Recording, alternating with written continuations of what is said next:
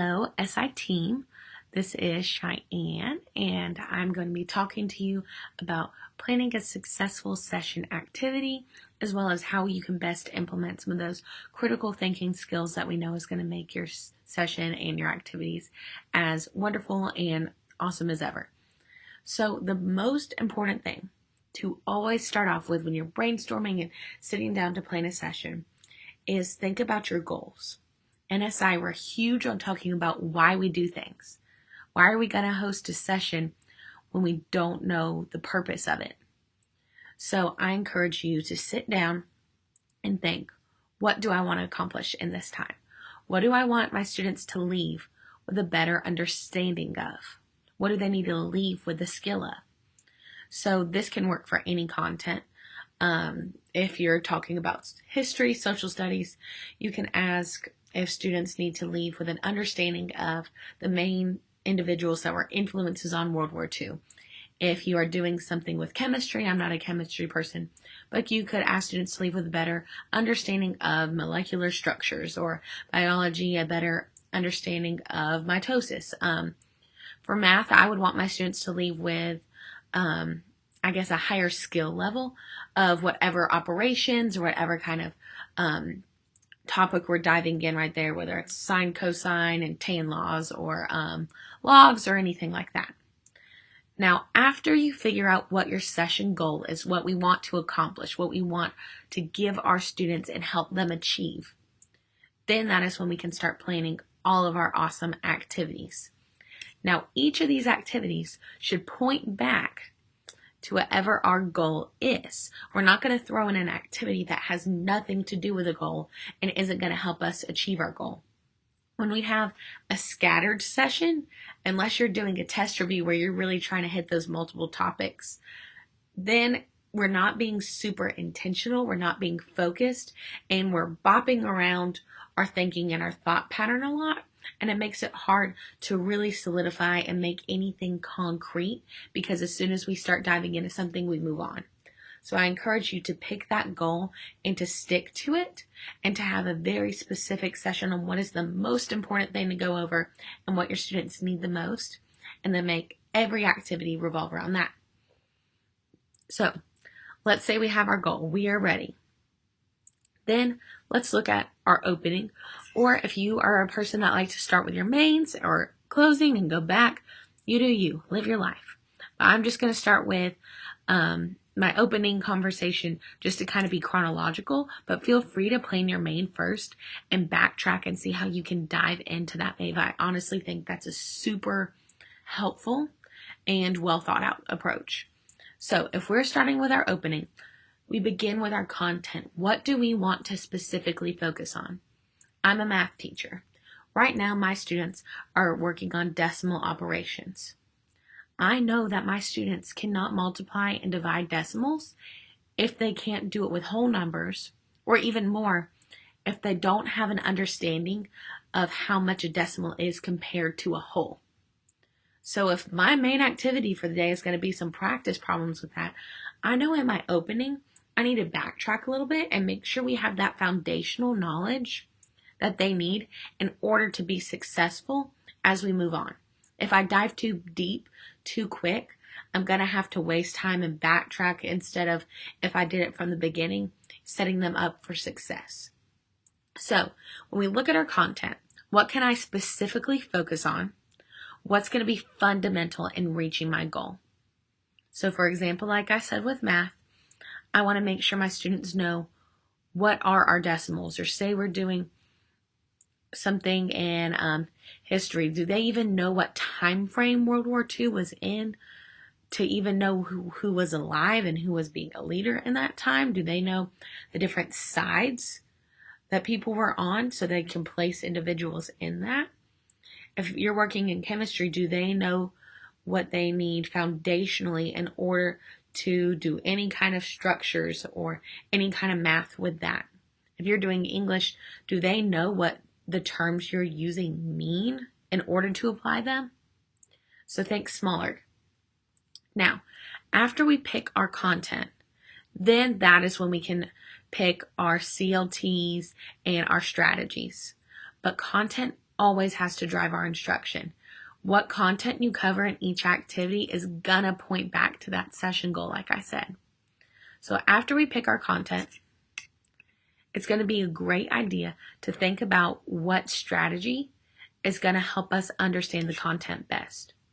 One of my favorite things is to think about baseball or chess.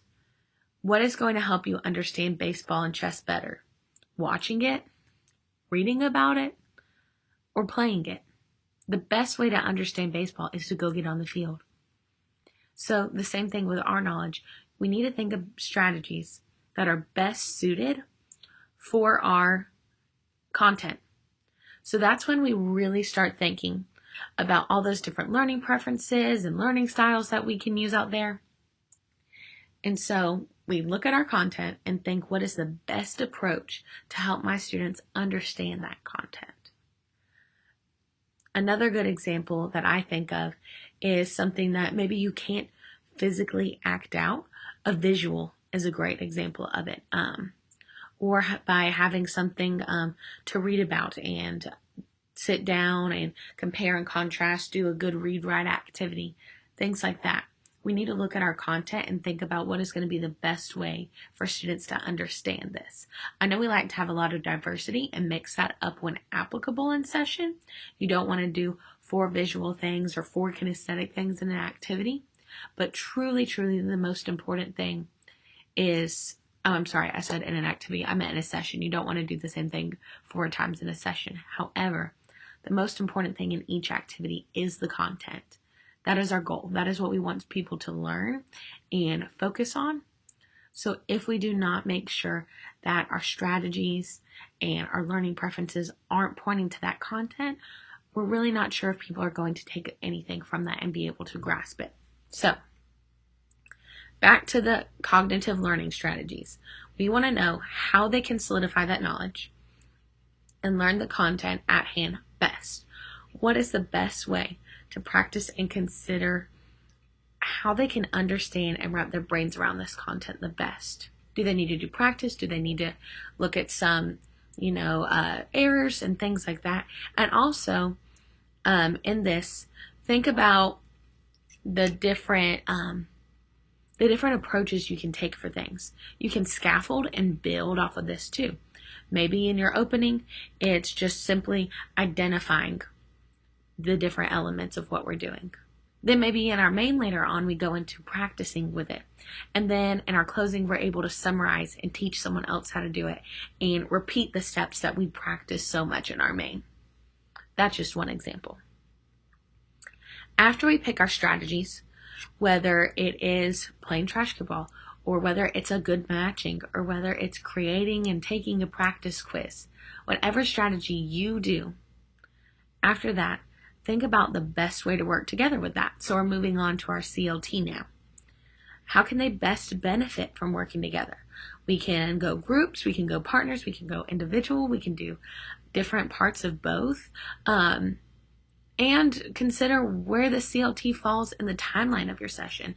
A different strategy of mine might fit with one CLT better in the closing than in the main. Maybe I want to kind of back away from the clusters and from the big group discussions and surveys that I did in my main, and in my closing really kind of make those groups into turn to partners or think pair shares, or maybe even something like an assigned discussion leader when we take turns. So I can really get that final check for understanding with each individual student and just make sure I didn't leave anyone out. So we think about where this is in our session, what strategy we are pairing it with, and of course, the content at hand. Now, after you have your session goal, and we go through each activity, have our content, our cognitive learning strategies, and our collaborative learning techniques, all of that together builds our activities. So in our activities, we always want to make sure we are checking for understanding. What can we ask and do during this activity to make sure my students grasp the concept and that we are on track with meeting our goal for the session? If you didn't check that your students met the goal, you cannot say that they met the goal, in my opinion. I always think checking for understanding is not asking for understanding. It's proving it. So when I have a student say that, yes, I get it, I say, show me. Don't tell me you understand. Show me you understand. Teach it to somebody else. Teach it to me. Correct my mistakes because I'm still a student. We're learning together. And then in all of that, keep your estimated time in hand. We need to pick strategies and things like that that will fit within the time constraint of whichever part of our session we are in at the time. So to summarize this, whether we are planning our opening, our main, or our closing, we always start with the content. The content needs to tie into the goal for the session. If my goal is to help students realize who the key people in World War II are, do I need to talk about the Revolutionary War unless I have a point with that? No. This isn't a final review session most of the time. Then after that, we always want to look at our learning strategy. What is going to be the best way for students to practice this knowledge and to solidify this knowledge? And then CLT, collaborating. How can they collaborate to achieve that together? How can my students support one another? How can they lean one another? How can they help each other in that strategy to go over and review and practice with our content? And finally, how can I check their understanding in this activity? So remember, our activity is the content, the strategy, and the CLT all together. In that activity, I need to look at all of those elements and really critically think about them in order to know how to check their understanding. If my content is a simple this one or this one, tell me why it's not the other one. Tell me why it's A and not B. Tell me why it's mitosis and not meiosis. Tell me the difference. Tell me what would change in order to make this plant cell an animal cell and vice versa. Tell me what would make the difference. If it's something that's a little bit deeper, if it's a practice, fix my error. What did I do wrong? What patterns do we see? What cause and effect relationship is going on? What do you notice is happening every time? And what do you notice is changing things? And then after we get those checks for understanding, I always like to troubleshoot. I think this is just a good way to be even more prepared. What do I do if I do come in and even though we had an opening, my students are struggling in the main and they're not really sure what to do? What is my backup plan? What resource do I have to redirect them to and guide them to in order to help them persevere through this? If I planned a big group activity and I don't have as many students as I was anticipating coming, what do I do? Do I become the student's partner? Do they do the activity by themselves? What's going to be the difference? And finally, always include all your resources. You know this, that we need to be prepared in case someone else needs to run our session. But not only that, it is great to have your stuff ready ahead of time for you, because that way you in the moment get to focus on facilitating. You don't have to focus on remembering, because take it from a teacher, there are 100 things that I will forget to do during class if I'm not prepared. If I don't have my tab open to take attendance when my students roll in, I'm going to get lost in greeting all of them and forget to submit my attendance for the day. Same thing with going over certain questions. I always write my key things I want to double check with them and have my checks for understanding with on a post-it note or on a little note on my computer. So that way, as we move on through each activity throughout my class, I'm able to look at those and make sure I hit all of those points and make sure I ask those big questions to make sure they understand before I move on, because I never want to move on until I know every person in that room understands what we're doing. So that is my advice. And with this, you will also have a sheet that says how to plan a session activity. It helps lay it out for you to start with your goals, then move on to your content, cognitive learning strategies, and collaborative learning techniques for each session, and reminds you to check for your students' understanding. There are spaces on this worksheet where you can, print this off, make it a template, an editable document, and type on it each time for each activity you plan for a session, or you can use it as a guide just to help your thought process. I use this same thought process in teaching my class now as a teacher, so I think this is the best way to really just think through it and make sure that you're pointing back to that goal, that you're using all the critical thinking skills that you can, and that you're looking at each part of a session and thinking about it in a way that makes it important and makes it have that specific purpose of it. There's a reason that we look at CLTs and not just wing how students work together. There's a reason that we pick the strategies we do, because they are proven to work and be great for study skills. And there's a reason that you always start with our content, because the content is the purpose. That is why your student is coming to you. That is why I did not go over chemistry, because I do not know the chemistry content, as you can tell in this video. And always, by planning a goal, you are holding yourself accountable to something, and it gives you something to check back to and say, is this activity satisfactory? Is this going to be an excellent way in order for my students to understand XYZ? Or is there something better that I could go over? Or is there a better strategy or CLT that I could use for this content? It gives you a checkpoint to compare the activities you plan with, and you can make sure it's hitting that, so that way we are best serving our students. As always, if you have any questions, you have your leaders and mentors, you have your admin team, and you have me. Please do not hesitate to reach out for advice, clarification, or just new ideas to try to kind of diversify and make your sessions even greater. Thank you for watching, and I hope you have a great rest of your day, week, and semester.